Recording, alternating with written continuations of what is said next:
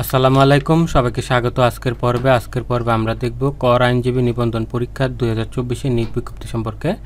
বিজ্ঞপ্তির তারিখ 17 সেপ্টেম্বর 2024।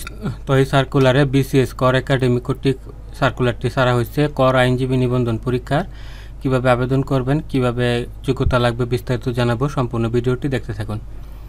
কর আইন 2023 এর ধারা 327 অনুযায়ী এবং আয়কর বিধিমালা 1984 এর বিধি 87 অনুযায়ী কর আইনজীবী হিসেবে তালিকাভুক্তির জন্য নিম্নবর্ণিত যোগ্যতা সম্পর্ক প্রার্থীর কাছ থেকে অনলাইনে দরখাস্ত আহ্বান করা যাচ্ছে। এই 29/9/2024 তারিখের মধ্যে আপনাকে রেজিস্ট্রেশন করতে হবে। তো এই নিবন্ধনের জন্য আপনার শিক্ষাগত যোগ্যতা হবে নিম্নোক্ত বিষয় যোগ্যতা। আপনার দেশে বিদেশে যে কোনো ডিগ্রি হলেই হবে। যে আইন বিষয়ে যোগ্যতা ডিগ্রি থাকতে হবে, অনার্স বা বিএ পাস, অথবা কর বিষয়ে বিএ পাস, অথবা হিসাব বিজ্ঞান সহ বাণিজ্যে বিএ পাস, উচ্চতর অডিটিং সহ ব্যাংকিং বিষয়ে বিএ পাস, অথবা ডিপ্লোমা ট্যাক্সেশন বিষয়ে ডিগ্রি পাস, যে কোনো বিষয়ে ডিগ্রি, এবং উচ্চতর অডিটিং ডিপ্লোমা তৎসহ যে কোনো ডিগ্রি। অর্থাৎ এই যে কোনো একটা যোগ্যতা থাকলে আপনি আবেদন করতে পারবেন। সকল জেলার নারী পুরুষ এখানে আবেদন করতে পারবেন।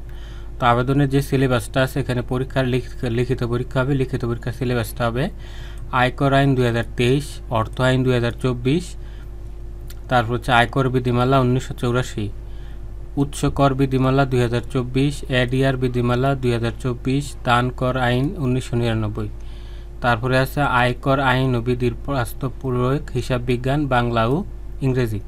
তো এটা হচ্ছে পরীক্ষার সিলেবাস। তো যারা পরীক্ষা দেবেন অবশ্যই বুঝতে পারছেন সিলেবাসটা।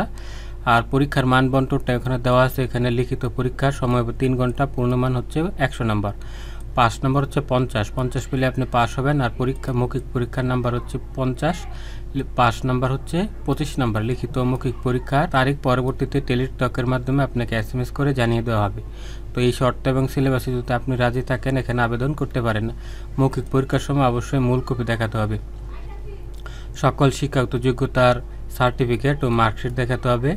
তারপর হচ্ছে বর্তমান পেশা সম্পর্কে প্রার্থীর স্বঘোষণাপত্র, সাম্প্রতিক সময় তোলা 2 কপি পাসপোর্ট সাইজের ছবি, উপযুক্ত কর্তৃপক্ষ কর্তৃক প্রদত্ত নাগরিকত্ব সনদ ও জাতীয় পরিচয়পত্র। এই কাগজগুলোর মূল কপি আপনার ভাইবার সময় দেখাতে হবে। তারপর 6 নম্বর হচ্ছে সরকারি আধা সরকারি প্রতিষ্ঠানে কর্মরত হলে আপনাকে অনুমতি নিয়ে আবেদন করতে হবে। কর্তৃপক্ষের মাধ্যমে আবেদন করতে হবে এবং সনদ প্রাপ্তির জন্য বিবেচিত হলে সনদ গ্রহণের পূর্বে উল্লেখিত চাকরি হতে ইস্তফা দিয়ে ছাড়পত্র জাতীয় রাজস্ব বোর্ডে দাখিল করতে হবে। লিখিত পরীক্ষা পরীক্ষার ফলাফল এবং নোটিশ ওদের ওয়েবসাইটে পাওয়া যাবে। লিখিত পরীক্ষা উত্তীর্ণ হলে আপনি মৌখিক পরীক্ষার জন্য প্রযোজ্য হবেন। তারপর লিখিত ও মৌখিক পরীক্ষা উত্তীর্ণ প্রার্থীগণকে প্রশিক্ষণ কোর্স সফলভাবে সম্পন্ন করার পর নিবন্ধন সনদ প্রদান করা হবে। অর্থাৎ লিখিত পরীক্ষার পর আপনাকে এখানে কোর্স করা হবে, তারপরে আপনার সনদ দেওয়া হবে। কোনো তথ্য ভুল হলে আপনার আবেদনটি বাতিল হয়ে যাবে, পরীক্ষার জন্য কোনো টিএ দেওয়া হবে না। এই শর্তাবলী আর পরীক্ষার আবেদনের নিয়মটা এখানে দেওয়া আছে। আবেদনের লিঙ্ক bcsta.teletalk.com.pd। এখানে 19/9/2024 সকাল 9টা থেকে আবেদন করতে পারবেন। 29/9/2024 বিকাল 5টা পর্যন্ত। এই সময়ের মধ্যে আপনাদেরকে আবেদন করতে হবে।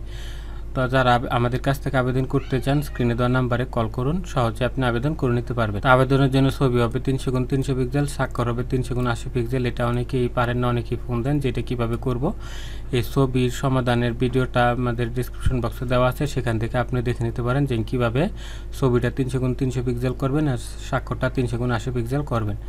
তারপর হচ্ছে পরীক্ষার ফি বাবদ এখানে 335 টাকা এখানে 72 ঘন্টার মধ্যে জমা দিতে হবে। 72 ঘন্টার মধ্যে জমা না দিলে আপনি এখানে আবেদন করতে পারবেন না। তো আপনারা যারা আমাদের কাছ থেকে আবেদন করতে চান তারা 400 টাকা এই আবেদনটি করতে পারবেন, সকল খরচ সহ। তারপরে টাকা সেন্ডের ভিডিওটা এখানে দেওয়া আছে, কীভাবে টাকা সেন্ড করবেন এটার ভিডিওটা আপলোড করা আছে, সেটা দেখে নেবেন।